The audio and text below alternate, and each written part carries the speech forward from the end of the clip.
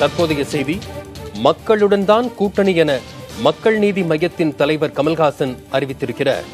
மக்கள் நீதி மையத்தின் மாவட்ட செயலாளர்களுடனான கலந்தாய்வு கூட்டத்தில் கமல்ஹாசன் இந்த விவரத்தை தெரிவித்திருக்கிறார். திமுகவுடன் கமல்ஹாசன் கூட்டணி வைக்கக்கூடும் என தகவல்கள் வெளியான நிலையில் தனித்துதான் போட்டி என இந்த அறிவிப்பின் மூலம் தெரிய வருகிறது. மக்களுடன் தான் கூட்டணி என மக்கள் நீதி மையத்தின் தலைவர் கமல்ஹாசன் அறிவித்திருக்கிறார்.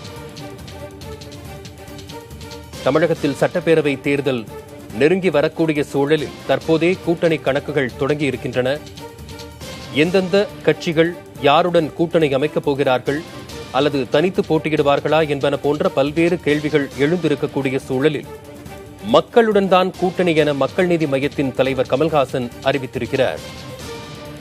முன்னதாக திமுகவுடன் கமல்ஹாசன் கூட்டணி வைக்கக்கூடும் என தகவல்கள் வெளியான நிலையில் தனித்து போட்டி என இந்த அறிவிப்பின் மூலம் தெரிய வருகிறது.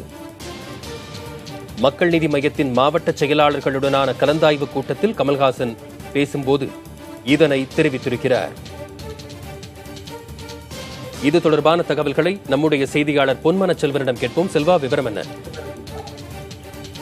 மக்கள் நீதி மையம் கட்சியின் மாவட்ட செயலாளர்களுக்கான கலந்தாய்வு கூட்டம் இன்று காலை தியாகராயர் டி நகரில் இருக்கக்கூடிய தனியார் ஹோட்டலில் நடைபெற்றது. அப்போது அனைத்து மாவட்ட செயலாளர்களையும், அதாவது மேற்கு மாவட்டத்தை சேர்ந்த 36 மாவட்ட செயலாளர்கள் இந்த கலந்தாய்வு கூட்டத்தில் பங்கேற்றனர். அப்போது கமல்ஹாசன் தேர்தல் சார்ந்த பணிகளை உத்வேகத்துடன் அனைவரும் செய்ய வேண்டும் என்ற அறிவுரையை வழங்கியதோடு நம் கூட்டணி மக்களுடன் தான் என திட்டவட்டமாக தெரிவித்ததாக மக்கள் நீதி மையம் தற்போது ஒரு அறிக்கையை வெளியிட்டிருக்கிறது. முன்னதாக கடந்த 16ஆம் தேதி, கடந்த மாதம் 16ஆம் தேதி மாநில நிர்வாகிகளுக்கான ஆலோசனை கூட்டம் நடைபெற்றது. அந்த நேரத்தில் அதற்கு பிறகு மக்கள் நீதி மையம் 2021 சட்டப்பேரவை தேர்தலை திராவிட முன்னேற்ற கழகத்துடன் சேர்ந்து சந்திக்கும் என்கிற ரீதியிலெல்லாம் தகவல்கள் வெளியானது. இந்த நிலையில்தான் கமல்ஹாசன் இன்று மக்களுடன் தான் மக்கள் நீதி மையம் கூட்டணி அமைத்து தேர்தலை சந்திக்கும் என திட்டவட்டமாக தெரிவித்ததாக இந்த அறிக்கையை வெளியிட்டிருக்கிறார்கள். என்னென்ன காரணங்களுக்காக திமுகவுடன் மக்கள் நீதி மையம் கூட்டணி வைக்கலாம் என்கிற எதிர்பார்ப்பு எழுந்தது, கேள்வி எழுந்தது செல்வா? இல்ல, கமல்ஹாசன் மக்கள் நீதி மையம் கட்சி ஆரம்பிச்சதிலிருந்தே அவர் தொடர்ச்சியா மதவாத சக்திகளுடனும் திராவிட கட்சிகளுடனும் கூட்டணி வைக்க போவதில்லை என்கிற ரீதியில் தான் தொடர்ந்து பல இடங்களில் பேசியிருக்கிறார். ஆனால் அது மட்டுமின்றி அவர் அதிமுக அரசையும் தொடர்ச்சியாக விமர்சித்து வருகிறார். திமுக உள்ளிட்ட கட்சிகளையும் அவர் விமர்சித்தது, அதற்கு மு.க. ஸ்டாலின் எதிர்வினையாற்றியது என பல்வேறு நிகழ்வுகள் நடந்திருக்கின்றன. ஆனாலும் அவர் கடந்த சில மாதங்களாக அதிமுகவையும் பாஜக அரசையும் விமர்சிக்கும் அளவிற்கு திராவிட முன்னேற்ற கழகத்தை விமர்சிக்கவில்லை. அதனால் அவர் சட்டப்பேரவை தேர்தலில் திராவிட முன்னேற்ற கழகத்துடன் கூட்டணி வைத்து தேர்தலை சந்திப்பதற்கான வாய்ப்புகள் அதிகம் இருக்கின்றன என்கிற ரீதியிலெல்லாம் அரசியல் வட்டாரங்களில் தெரிவிக்கப்பட்டது. அதே கருத்தை சில விமர்சகர்களும் முன்வைத்தார்கள்.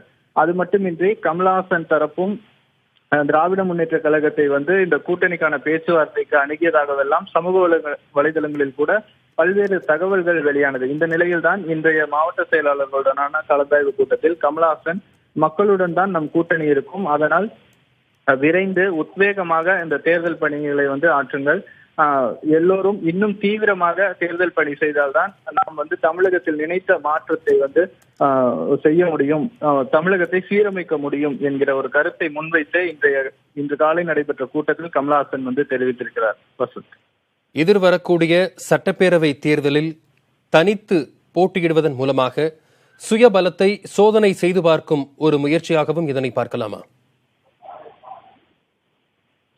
நிச்சயமாக. நாடாளுமன்ற தேர்தலில், கடந்த நாடாளுமன்ற தேர்தலில் மக்கள் நீதி மையம் சில சிறு கட்சிகள் அமைப்புகளோடு கூட்டணி அமைத்தே தேர்தலை சந்தித்தது. அப்போது அவர்கள் தமிழகம் முழுக்க கணிசமான வாக்குகளையும் பெற்றிருந்தனர். அது ஒரு முதல் முறையாக ஒரு நாடாளுமன்ற தேர்தலை சந்திக்கும் கட்சி, ஒரு கட்சி தொடங்கிய உடனே ஒரு நாடாளுமன்ற தேர்தலை சந்தித்து அந்த வாக்குகள் பெற்றது மிகப்பெரிய மகிழ்ச்சி என்றே கமல்ஹாசன் கூட அந்த தேர்தல் முடிவுகள் வந்த தினத்தில் அவர் தெரிவித்திருந்தார். இந்த நிலையில்தான் அவர் தொடர்ச்சியாக மக்கள் நீதி மையம் ஒரு மாற்றத்தை, அதாவது தற்போது இருக்கக்கூடிய அரசை திராவிட கட்சிகளுடைய ஆட்சியை விமர்சித்து இந்த மக்கள் நீதி மையம் தொடங்கப்பட்டதுடைய நோக்கம் அதுதான் நாங்க அரசியலுக்கு வந்ததுடைய அடிப்படையே. அதனால அந்த அமைப்புகளோட திரும்பவும் இணைந்து தேர்தலை சந்திக்கிறதுல எந்த விதமான உடன்பாடும் இல்லை. காலத்திற்கேற்ப சில முடிவு இருக்கும் அப்படின்னும் அவர் குறிப்பிட்டிருந்தார். இந்த நிலையில தான் அவர் மக்களுடன் மட்டுமே கூட்டணி அப்படிங்கிற ஒரு கருத்தை முன் வச்சு இன்னைக்கு பேசியிருக்காரு. செய்கூலி சேதாரம் இல்லாமல் 916 தங்க நகைகள் வாங்க பிரணவ் ஜுவல்லர்ஸ் வாங்க.